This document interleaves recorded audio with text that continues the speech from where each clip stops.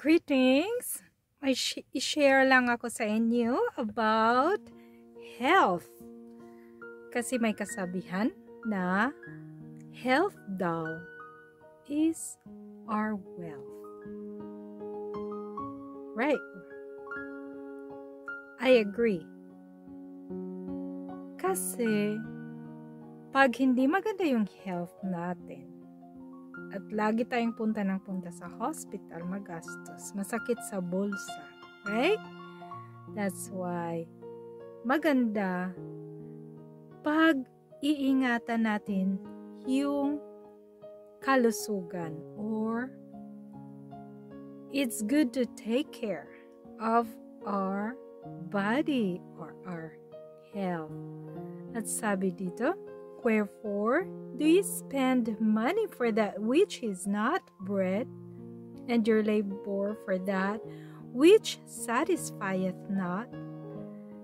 Hearken diligently unto me, and eat ye that which is good, and let your soul delight itself in fatness. Isaiah 55 verse 2. Pasensya na mga kapatid, hindi na ako masyadong makakita kasi mag-51 years old na po ako. But praise God for the life that He gave me. God has given us the fruits and grains of the earth for food, right? And we can find that in Genesis. I think it's Genesis 1:27 or 29 is there. That we might have unfevered blood, calm nerves, and clean minds. So, yun pala ang sikreto. No? The secret is to eat fruits, nuts, and grains in order for us to be healthy. At maganda rin pag susundin natin yung 8 doctors. Kilala niyo ba yung 8 doctors? Yung si nutrition, exercise, water, sunlight, or yung araw, temperance, air, rest, and the most important thing is trust in God. So, under nutrition, yung foods that God designed for us. And then if we can spend 15 to 30 minutes exercise a day, like walking, stretching, as long as you keep yourself moving. But it's good to exercise all our muscles, our extremities, our upper and lower extremities. If it's nagagalaw araw-araw, or hindi nagagalaw, I mean, namumove araw-araw, that means maganda. Because according to 3 John 2, anong wini-wish sa atin ng Panginoon is good health, that we may prosper and be in health. Yun ang sabi, beloved, a wish. So, ang wini-wish ng Panginoon sa atin is to have good health. Everything that is good, that's what our God wants to have for us, not bad. So, kung meron man na nangyayaring masama or bad things in your life, or pag nagkakasakit tayo, pag nagkakasakit ako, hindi kasalanan ng iba, kundi it's my fault.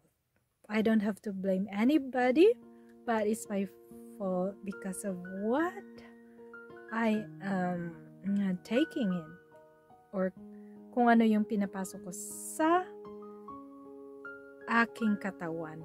Ano yung kinakain mo, yun ang nagre-resulta sa mga sakit. Diba? Like sa water. Pag water lang iniinom mo, I don't think na marami kang sakit. No? So, kung i-avoid natin yung mga soft drinks, mga soda, mga juices, mas maganda, mga kapatid. And sabi dito that true religion, and the loss of health go hand in hand. Ayan mga kapatid. And our only hope to know everything is in God's Word. Yan lang ang maisi-share ko today. I hope that you get something, and especially right now na may pandemic, iingatan natin yung health. Let us take care of ourselves, our health, by taking in the nutrition that is needed. Kailangan natin mga kapatid, vitamin C, sunlight, kasi pag nag-i-expose tayo sa sunlight 15 minutes, nakakuha na tayo ng need natin na vitamin D3 at yun ay nakaka-prevent na magkaroon tayo ng viruses, mga flu or COVID or sabi nila COVID, no? Na magkakaroon tayo. Kailangan daw maintain ng vitamin C, vitamin D at zinc. At kukuha natin yan sa mga vegetables. I think asparagus, no? Mga kaya at onions, maganda yan mga kapatid, yan nakaka-prevent, lemon. So marami tayong resources. Kaya I hope that we take care of our bodies para magiging healthy. And of course, above all, trust in God. Yun ang pinaka-importante mga kapatid, na gawin nating motto sa sarili natin na bawal magkasakit. Yun ma.